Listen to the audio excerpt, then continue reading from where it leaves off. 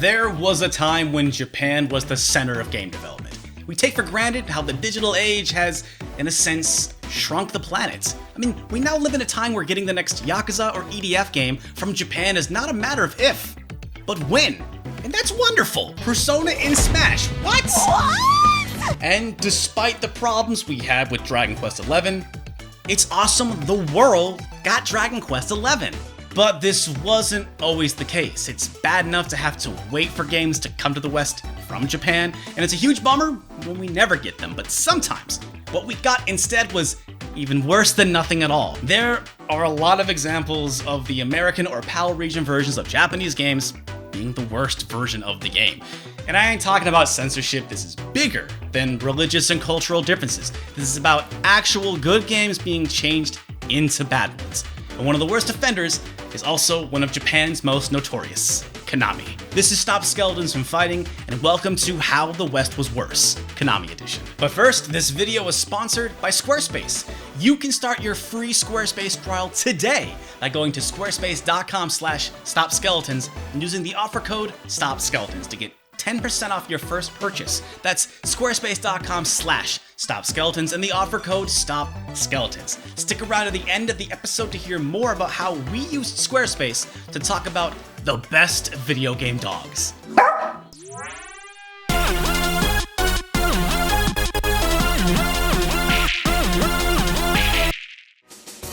Metal Gear is not only one of Konami's best franchises, it's one of the most celebrated franchises of all time.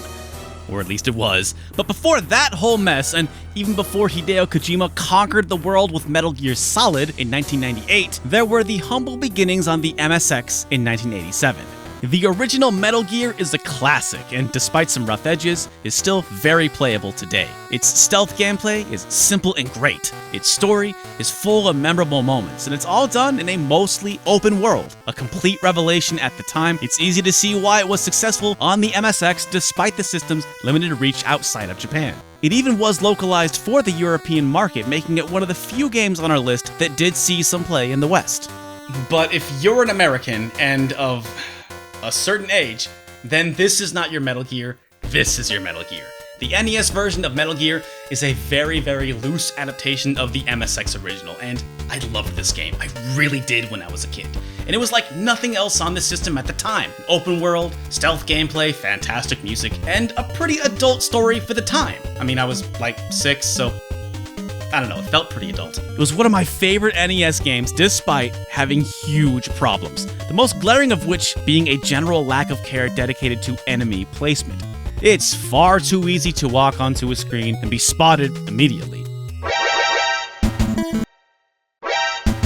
This is made mostly okay because alerts don't carry between screens, but this undermines the sneaking mechanic that is the central draw of the whole dang game. MSX Metal Gear, on the other hand, most screens are constructed in a way where that's not possible. Enemy placement will even be different depending on which direction you enter from. And if you get spotted, you can't just leave the screen and reset. There's also a general lack of direction in NES Metal Gear. It's to this game's credit that it has an almost original new layout, but the added sections are confusing and very poorly made. As a kid, it never occurred to me to walk to the back of this random truck to get captured, and there are no official mentions in the actual game of how to get through the jungle mazes.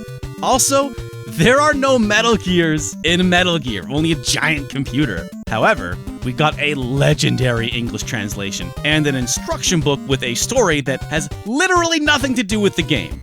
We count these as positives. Still, we weren't the only ones subjected to Metal Gear sloppy seconds. This version was also released in Japan, which I can't imagine was an easy sell. The added intro was supposed to be a sort of extra bonus level to entice Japanese players who had already played the MSX game, but why play a poor copy when you got access to the real thing? Despite all this, us Yanks didn't know the difference, and NES Metal Gear was a hit, which led to Konami making a sequel 2 years later, 1990's Snake's Revenge. In many ways, this is a vast improvement over NES Metal Gear, if you look at these two games in a vacuum. It's also pretty faithful to the MSX original when you look at the gameplay. There's even Metal Gears in this version, even if Metal Gear isn't anywhere in the title. I was a big fan of Metal Gear and an even bigger fan of Snake's Revenge. This was one of my favorite games as a kid, and it was basically because it was Metal Gear but separated into large levels instead of a sprawling, poorly constructed open world. Plus the guard placement had been improved but not totally fixed, and it had another amazing soundtrack. But despite that, it's not good. It's not a good game. Seriously, I wanted to come here and say Snake's Revenge is not as bad as people say it is, but I can't. It's got lame platforming sequences, horrible side-scrolling segments, some pretty weak and ball-bustingly hard bosses, and the same cheap death traps from the first game. On top of that, why am I playing as a super roided Contra reject with the tallest butt I've ever seen? Were those supposed to be some spare abs on his back? What is happening? You know, there's a reason this game never came out in Japan. Needless to say, this game was made without Kojima's involvement whatsoever. Which brings us to the actual sequel to Metal Gear, the Japanese-only Metal Gear 2 Solid Snake, also for the MSX. Apparently, Kojima wasn't even planning on making a sequel for Metal Gear until a developer from Snake's Revenge approached Kojima and said that he needed to make the real Metal Gear 2. So in a way, Snake's Revenge is responsible for the Metal Gear franchise? All I know is, not only is Snake's Revenge a weak game on its own, there's just absolutely no comparison to Metal Gear 2 Solid Snake, and it's an absolute tragedy the West never got to see it in its time. Because while Snake's Revenge was at least a faithful ode to Metal Gear's gameplay, Metal Gear 2 is a full-blown evolution. It's so different from Snake's Revenge that it's a struggle to compare the two. Just about everything from the MSX Metal Gear is expanded and iterated on, with smarter guards, a larger world, and a story experience that feels like a movie. Metal Gear 2 is the lineage of what Metal Gear Solid would become. I'm glad the world would eventually get to experience this game with the release of Metal Gear Solid 3 Subsistence, even if it took 16 years. And speaking of Metal Gear Solid, let's fast forward to 1998 when the Metal Gear franchise became a global phenomenon. This time the West actually got a slightly better version of Japanese Metal Gear Solid. Despite releasing less than 2 months apart, the North American version had a little more content and a few gameplay tweaks like additional difficulty settings and the absolutely essential Tuxedo Snake. To make up for this, Japanese players got the US version plus even more extras like a crap ton of VR missions and a full first-person mode re-released to them as 1999's Metal Gear Solid Integral. The North American and PAL regions got VR missions instead. This is actually just a standalone release of the extra VR missions disc from Integral. A consolation prize, sure, but 300 new VR missions is a decent amount of game. Though, I really wish I could have got to play Metal Gear Solid in the first person on the PS1. Sounds like an absolutely garbage and amazing way to play that game. By the way, PAL region got the rawest deal. In PAL, the VR missions was a data disc, meaning you had to have the original game to even play it. And because of this, there was no backwards compatibility on the PS2 and PS3.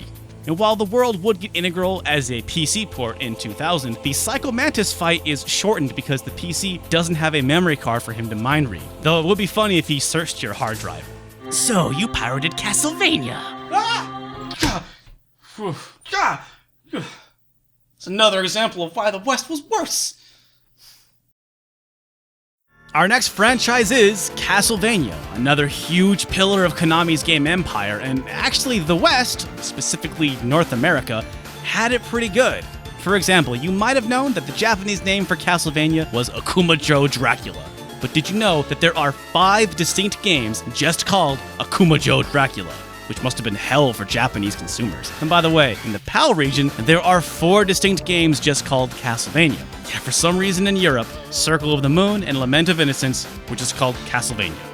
But Europe was actually lucky enough to get an early Castlevania entry, 1987's Vampire Killer for the MSX. This is a fascinating and weird game that is also technically the first time an iteration of the Castlevania series left Japan. It's visually very similar to the NES Castlevania, but actually plays closer to Simon's Quest. Levels are more open world, with items to find and equipment to buy. It's stupid hard though, and there are no continues.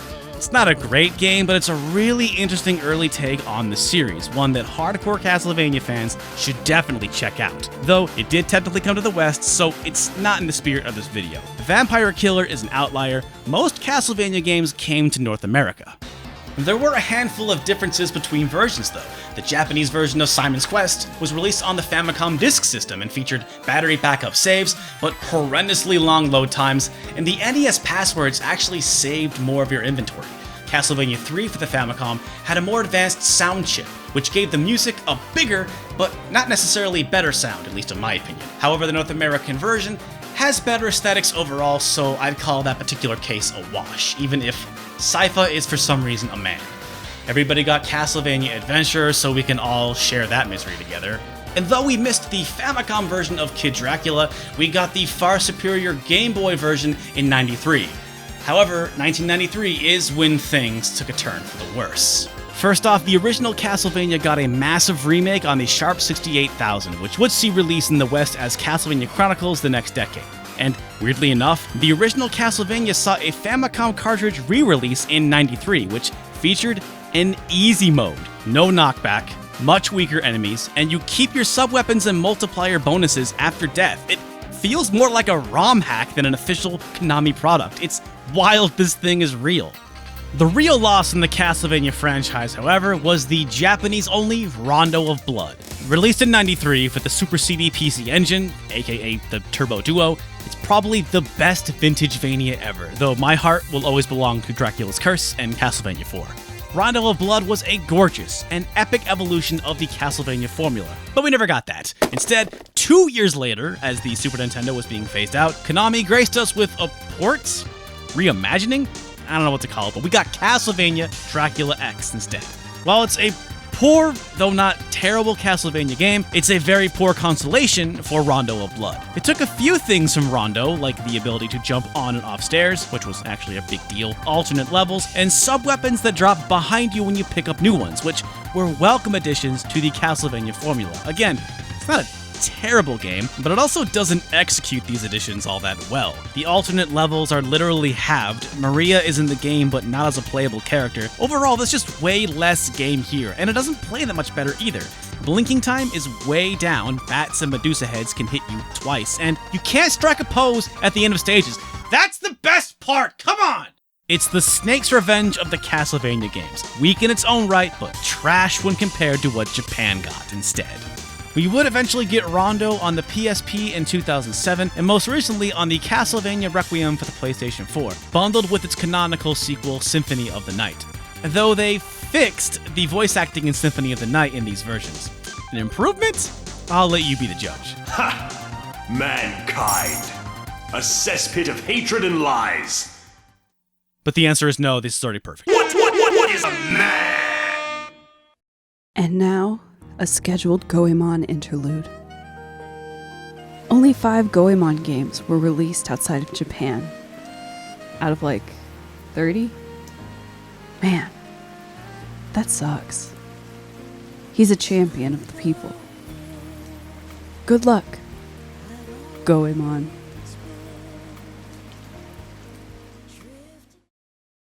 And next, it's Contra. Oh, Contra. Contra is another giant mess for Konami, and of course, the West got the shaft almost throughout the entire series. While Castlevania and Metal Gear have their big examples, Contra's really just all over the place. So strap in. Of course, we gotta start with the first one. Contra originated in the arcades, but was soon ported to the Famicom and NES. Contra, for the Famicom, had a special chip inside of it that allowed the game to have a ton of features that never made it over to the worldwide release. The Japanese version had some cool graphical flourishes, a map, cutscenes, and even a secret ending. Because Konami didn't want to produce that special chip for the overseas market, the North American version of Contra is way stripped down. Though we did get the arguably superior additions of Mad Dog and Scorpion as codenames for Billy and Lance. PAL's Contra, on the other hand, went entirely off the deep end. Because of restrictions on violence in many parts of Europe and Australia, Konami decided to just scrap whatever cheese they had going on with Mad Dog and just made everybody robots and called the game Probotector. See, all better now. Probotector. May sound like a weird name, but it's better than the ZX and C64 versions, which, no joke, were called Gryzor. However, Konami did make an MSX port of Contra that only came out in Japan. And of course, we need to talk about it because, come on, this is Stop Skeletons and Fighting, baby. Like Vampire Killer, this version of Contra is different enough that hardcore fans should definitely check it out. MSX Contra is basically the NES port we all know and love, except once you beat the alien heart, the game keeps going with 11 new levels. But it's a compromised version of Contra that is single player only, with no spread gun, screens instead of scrolling levels, and oh yeah, no continues. And the extra levels aren't anything to get too excited about, actually. It's maybe not a shame that it didn't ever leave Japan, but 6-year-old me would have lost his damn mind if he had known about this version. Because of Konami's decision to rebrand Contra as Probotector in the PAL regions, and the general process of localization to North America, there are lots of minor differences between different versions of Contra games, but some of them are pretty hilarious. Instead of Super C, PAL got Probotector II, Return of the Evil Forces! Now, I grew up with Contra, so I'm a little biased. I think that's the cooler name, but man, Probotector is a pretty dumb and amazing name too. The bigger problem with Contra is that it's the inverse of Metal Gear and Castlevania. The West, and almost exclusively North America, got exclusive Contra games. Except they were the worst Contra games. Exhibit A, Contra Force. This stain on the Contra legacy was only released in the US. It originally wasn't even gonna be a Contra game, and then it was gonna be Contra 3 before Contra 3 was Contra 3, because for a hot minute, Contra 3 was gonna be Contra 4. Originally to be released in Japan as Arkhound, it was cancelled and then dumped onto the US for some reason. Konami was literally dumping their garbage on us because this game is terrible. It runs like crap, is a huge departure from the rest of the series gameplay-wise, and it came out after arguably the greatest Contra game of all time. Contra 3, The Alien Wars, by the way, has very minor differences between the various versions, so it's not really a part of how the West was worse. But while I've always had a soft spot for 3, I know some people are out there for hardcore on the Genesis, which I always thought was just a little too damn hard for its own good.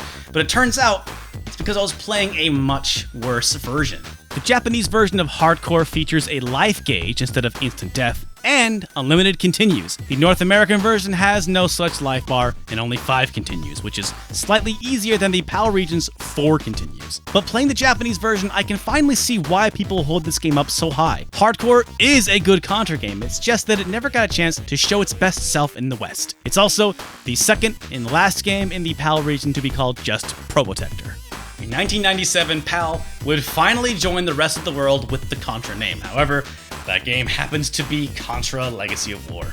Poor guys. Now we're truly getting into how the West was worse, because the 3 worst Contra games only came to the West, and 2 of those only came to North America. Legacy of War was Contra's big third dimension debut, and I do mean that literally. It even shipped with 3D glasses. And hey, if you have your 3D glasses, put them on now. Get a load of this! Wow! Who thought this was a good idea?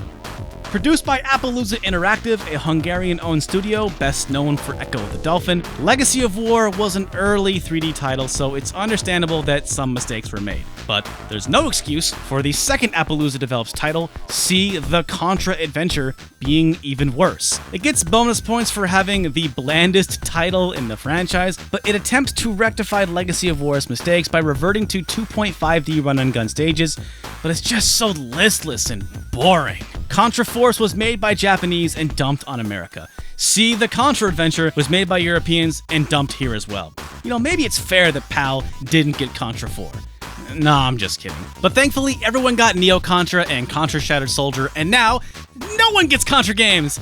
Konami doesn't even make them anymore! No one gets them! So all's well that ends well, I guess. Konami's been making games, was making games, for several decades, and these sorts of practices have mostly vanished. When Castlevania Requiem was released, it received a worldwide release date. This is where we are today. No more staggered release dates between regions. Well, far fewer anyway. We called this video Why the West Was Worse, because I like the title, and because the 80s and 90s were kind of the Wild West for video games.